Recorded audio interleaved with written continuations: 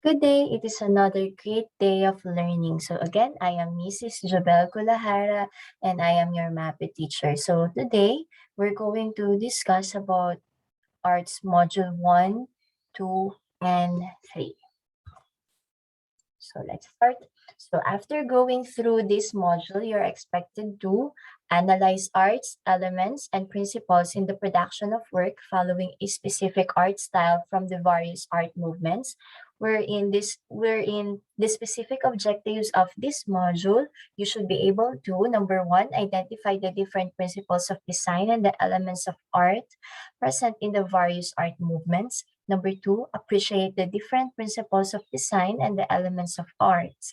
And three, create your own artwork by applying the principles of design and the elements of arts based on the examples of arts. So gaya na natanggap nyo, you have your weekly home learning plan. Again, read and understand.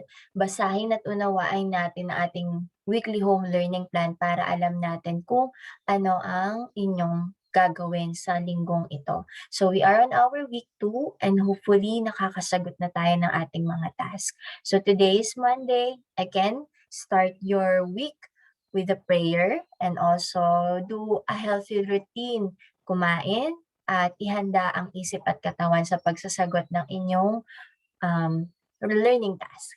I hope you have already answered your pre-test and sana natapos yun na yan para dire-diretso na kayo with your learning task. So una, pag-aralan ng Lesson 1, Module 1, The Principles of Design, gawin ang What's New sa pahina 4 hanggang 5 at basahin ang What is it? Principle of Design sa pahina 5 hanggang 8. Pag-aralan ng Lesson 2, Elements of Arts, basahin ang tungkol sa Elements of Arts sa pahina 10 hanggang 14 at gawin ang Let's Dig More sa pahina 17 sa isang Oslo paper at sundin lamang ang nasa panuto sa inyong module.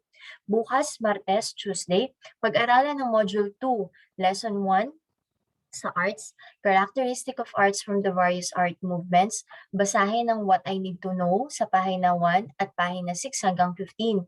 Gawin ang What I Can Do sa pahina 17 sa isang intermediate paper at sundin ang panuto na nakasaad sa activity sa module.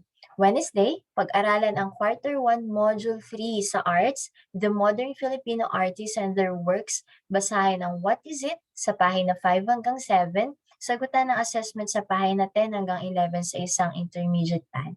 Muli, basahin nyo ng inam ang inyong WHLP kung anong module at kung module 1, 2, 3 ba yung babasahin nyo para hindi kayo malito. At nakasaad naman dyan kung anong mga pahina yan. So para sa Tuesday, babalikan nyo na lamang ng mga lessons at mga sinagutan yung papel at suriin ang lahat ng gawain natapos. Huwag kakalimutan sagutan ng reflection sa sagutang papel at para hindi kayo makaligtas sa 10 points na to. Higit sa lahat, papermahan sa inyong magulang ang inyong mga learning tasks or mga papel na sinagutan. So this will be your activity for your week for Monday. Pahina 17 sa inyong Module 1. Next, Module 2, pahina 17 also. And Module 3, pages 10 to 11, the assessment part. And also, don't forget to do this, the reflection part, na papapermahan nyo sa inyong mga magulang ang inyong mga papel or mga sinagutang intermediate paper. Okay, so let's start our discussion. So take a look at this artwork. This one. This one. This one. And that. So as you can see on the artworks that I've shown on your screen, may pagkakaiba-iba sila. And because of the principles of design and the elements of art. And with the principles of design, mas lalong napapaganda niya ang itsurahin ng isang artwork. Same with the elements of art, hindi mabubuo ang kagandahan kung walang basic or wala kang pinagmulan sa bawat iguguhit mo in your artworks. So what are the principles of design? So we have the balance, the unity, the variety, the emphasis, movement, pattern, and the proportion. Well, the elements of art, these are the space, color, shape, form, value, texture, and align. So isa-isahin natin to para mas lalo nating maunawaan at malaman what are the principles of design and the elements of art. So first, let's discuss the 6 principles of design. So we have the unity and the variety, the balance, the emphasis and subordination, the contrast, the repetition or rhythm, and the scale and proportion. First, let's discuss about the unity and the variety. The unity refers to the appearance or condition of oneness of an artwork. All the elements such as line, color, texture, and others belong together that result in having a coherent and harmonious whole. As variety provides diversity, yet it acts as counterbalance to extreme unity. If you're going to look and analyze the artworks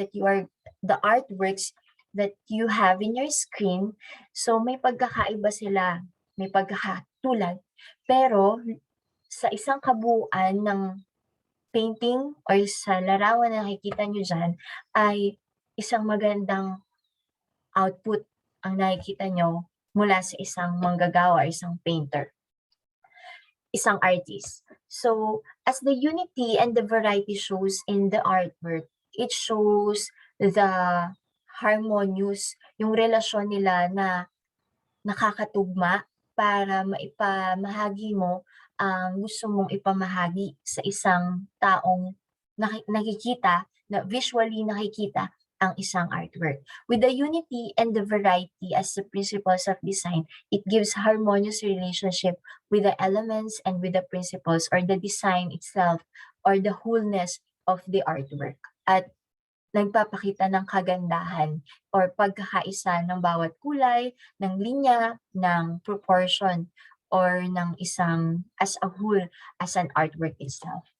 Another principle of design is the balance. So it is the condition in which acting influences are held in check by opposing forces, or what is in the left side should appear on the right side, also in order to achieve equilibrium or balance or balance pag tinitignan ng isang artwork. So the near or exact matching of left and right sides of a three-dimensional form or a two-dimensional composition is called symmetrical balance, while the two sides which are not the same is asymmetrical balance. As you can see on your screen, this is an example of an artwork that shows balance. On the left side, which was this chariot made by Alberto Giacometti, so it shows that it has a symmetrical balance painting, na kung saan pantay, may dalawang gulong sa tabihan, and may isang nasa gitna. It shows a balance artwork or art piece. While on the left side, on the right side, The Evening Glow of the Ando by Suzuki Haranobu. So, asymmetrical balance na kung saan yung nasa right na babaeng nakapula, medyo nakatayo, medyo mataas siya in high level form. Kapag nandito naman sa left, yung nakaitim, nasa low level or low to mid level siya. So, hindi sila pantay, pero by looking on the painting, ang ganda niyang tingnan. Ang ganda niyang pagmasdan because of the color na ginamit and also the picture or the artwork na gustong ipa-convey ng artist. Another principle of design is the emphasis and the subordination. To draw our attention to an area or areas, the artist uses emphasis, pagbibigay ng focus or ng pagkakaroon ng focus sa isang painting pag tinitignan mo. To create emphasis, the position, the contrast, the color, the intensity and the size can all be used. The neutral areas of lesser interest are created by artists through subordination to keep us from being distracted from the areas of emphasis. So as you can see on your screen, this is an example of an emphasis. So pag titignan nyo, anong una nyong nakita? Siguro kapag ako, ang una ko nakita dyan is the light part. Yan. So yung maliwanag because of the color. The color agad yung nakita mo na maliwanag yung kulay eh. Unlike with the other parts na may red, na may orange, may brown, something like that ang color. So hindi siya napansin, pero yung emphasis nyo ay dun sa light. At dito sa artwork na to, ay pinakita yung word na emphasis, yung focus, yung una yung nakikita with the artwork. Next is the contrast. And the contrast associated associated of strongly dissimilar elements is called contrast. Yung pagkakaiba niya, yung malaking pagkakaiba niya with other colors, with other elements. So dark set against light, large against small, bright colors against dull are example of contrast. So this is an example of an artwork that shows a contrast principles of design. A contrast na within the elements of the lines, with the shape, nagko-contrast sila, nagkakaiba-iba sila. And also with the color, with the dark and the light. So nagkakaroon ng emphasis because of the contrast na ginamit niya or with the color na ginamit niya. Another principles of design is the repetition and the rhythm.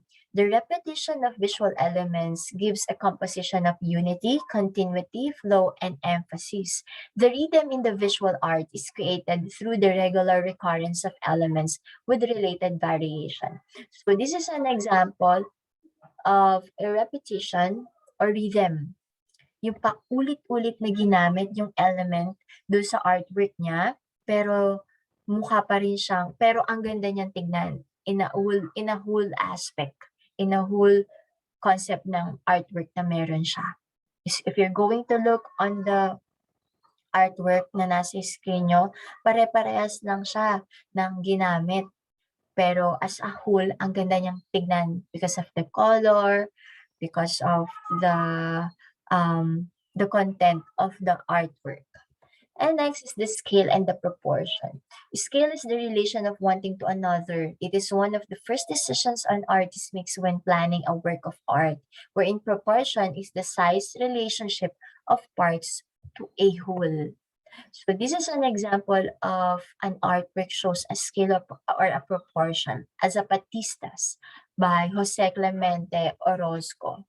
So if you're going to look and analyze on the painting or the picture that I've shown on the screen, the proportion or the scale, yung pagkakapantay-pantay ng kulay ng tao na ginamit niya with the painting, with the background na paglalayag, and also something like that na paglalayag, and also with the same of with the content na gustong ipahiwatig ng artist.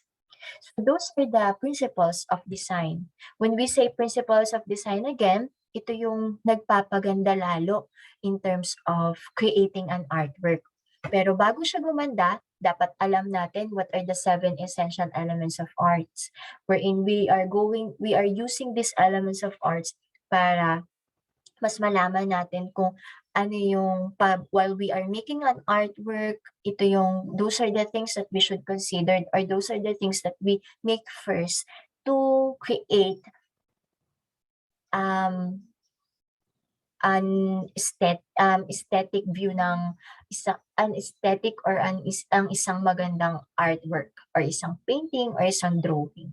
So first we have the line, the texture, the tone, the shapes, the color, and the art form. But before we discuss about the elements of arts, so let me show you first a video about the principles of arts.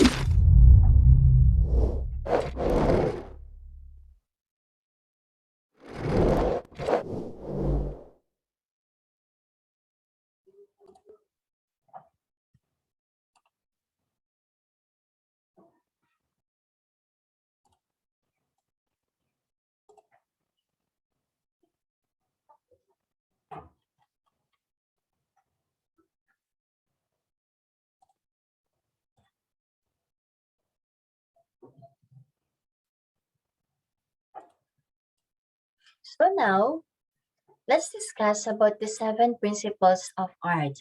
So the elements that the 7 essential elements of arts. So the elements of art are sort of like atoms in that both serve as a building blocks. So bago ka makapag-create ng isang magandang artwork, kailangan ito muna ang alamin natin with the elements of art. So bago siya magkaroon ng design, dapat alam natin paano natin iguguhit, anong kulay ang maganda, ano ang mga shapes na dapat natin, the value or the tone ng kulay ng ating i-apply. So we have 7 elements of arts. So we have the line, the shape, the space, the value, the color, texture, and the perspective. So let's discuss about the line. The line is our basic means for recording and symbolizing ideas, observations, and feelings. It is a primary means of visual communication. Lines always have direction and they are always active because they have different kinds or types of lines. And the following illustrate the line variation. So the letter A shows the actual line, letter B, the implied line and implied curved line, letter C, the actual straight line and implied curved line, and D, line created by an edge, a wavy line na alam natin. Wherein the A, B, C, D, if you're going to look, ano ang mabubuo nating drawing dyan? Diba? Parang mountain, wave ng dagat. Ayan, so yun yan.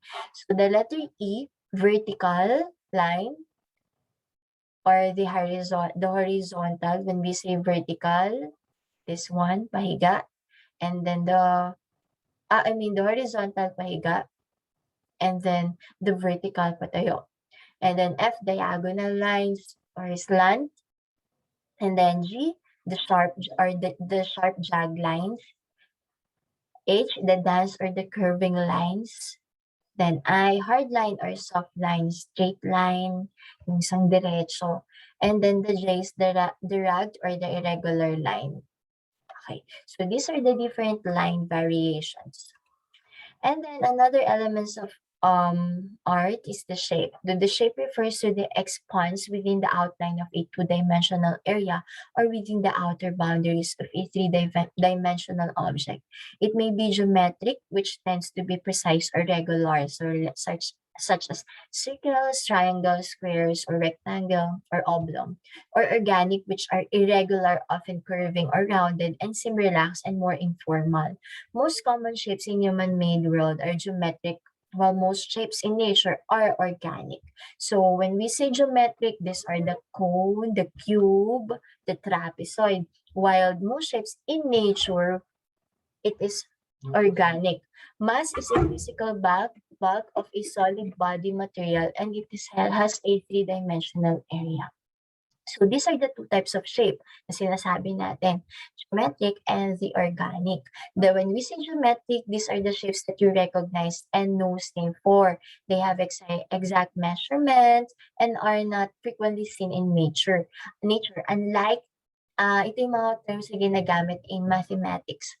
So unlike with the organic, these are also known as the free form. So they are unpredictable and flowing in appearance. Many of these shapes are found in nature, like the shape of a leaf or the outline of a tree. So aside from the line and the shape, ng mga hugis at linya, meron din tayong space. Space is the indefinable general receptacle of all things. It is continuous, infinite, and ever-present.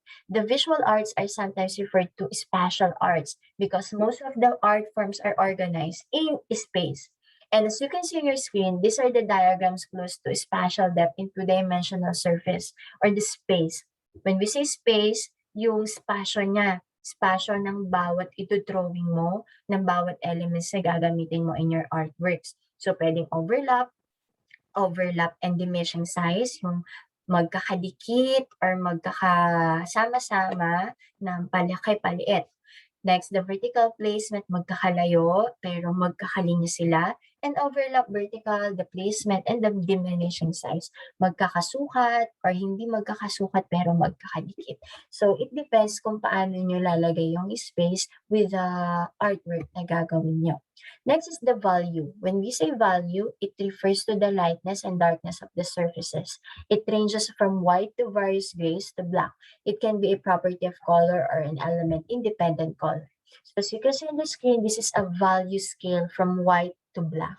So there are different value scale of different colors. So yung lightness to darkness or darkness to lightness of colors, the value or the tone of the color that you are going to use in your artwork. And also, yung pinakamakulay because of the color. We use color para mas maging maganda ang isang artwork, which is a component of light, affects us directly by modifying our thoughts, moods, actions, and even our health. Color exists only in light, but light itself seems colorless to the human eye. The so-called color is the effect on our eyes of light waves of different wavelengths or frequency. So there are properties of color. When we say properties of colors, we have the hue. The hue is a particular wavelength of a spectacle color to which we give name. In 1666, British scientist Sir Isaac Newton discovered that when the light of the sun passes through a glass prism, may kulay siyang napuproduce. And it is separate into the bands of colors that make up the visible spectrum. And the sequence of the spectral colors are red, orange, green, blue, indigo, and the violet. So when we say primary colors, so we have the red, yellow, and the blue primary colors. Then the secondary hues or the secondary colors, pag pinagsama mo si red and yellow, magiging orange, yellow and blue, green, and then the red and the blue, magiging violet. So that's the secondary, from the primary going to secondary. And out of secondary colors, we have the intermediate color, the red-orange, the yellow-green, the blue-green, and the red-violet. So that's a combination of the primary and the secondary color. So in your screen, you're going to see the color wheel. So in the color wheel, from the red-orange, and the orange, yellow-orange, yellow, yellow-green, the green, the blue-green, blue, the blue-violet, violet, and the red-violet, which it shows the primary and the secondary and also the intermediate use or the property of colors. So the colors affects our feelings about size and distance as well as temperatures. So my warm colors and my cool colors. And it refers to, and it depends on the tone that you're going to use in your artwork. Kung gusto niyo yung masigla ang kulay, syempre yung mga light colors ang gagamitin nyo. Kapag naman, if you want your viewer or yung audience nyo makita sa painting nyo na may pagkalungkot, may pagkadismaya yung artwork nyo, yung feelings nyo while doing an artwork, you can use dark colors or warm colors. And also, aside from that, we have the texture.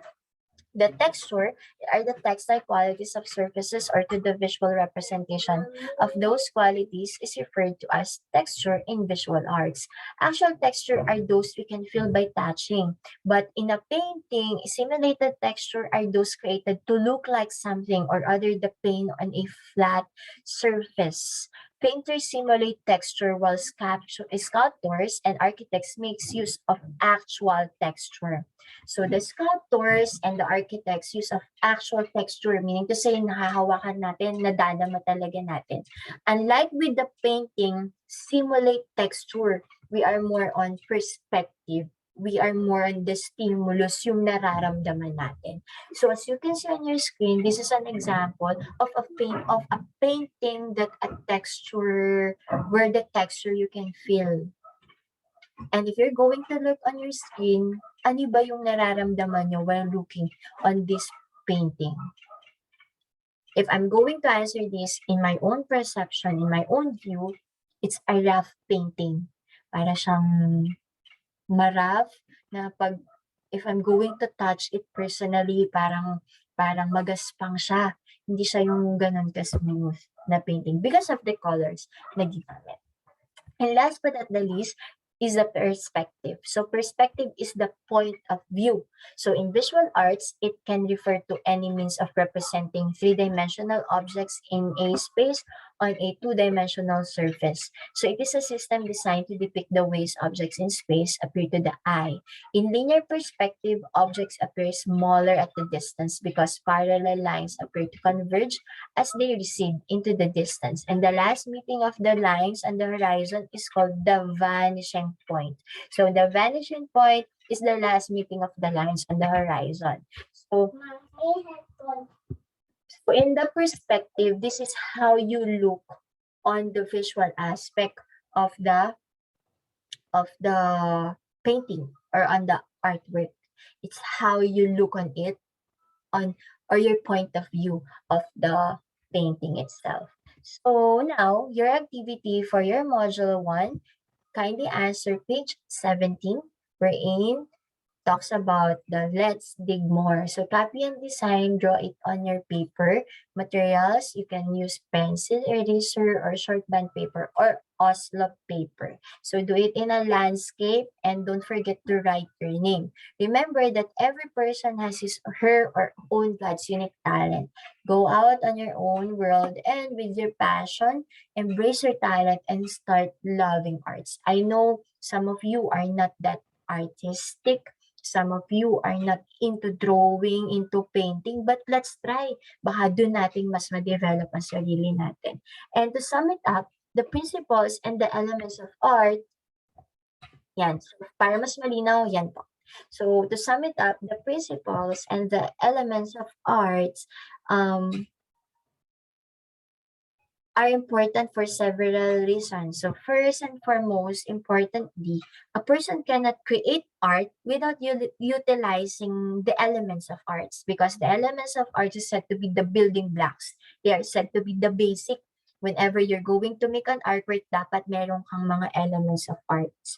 And then secondly, knowing what the elements of arts are, it enables us to describe what an artist has done by analyzing what is going on in a particular piece and communicate our thoughts, finding using common language. That's why after you you gain an idea about the elements of arts, so the principles of design will follow. Kasi after mo mag-draw, magkulay, doon na papasok yung principles of design na may pagkakaisa, may balanse, may proportion.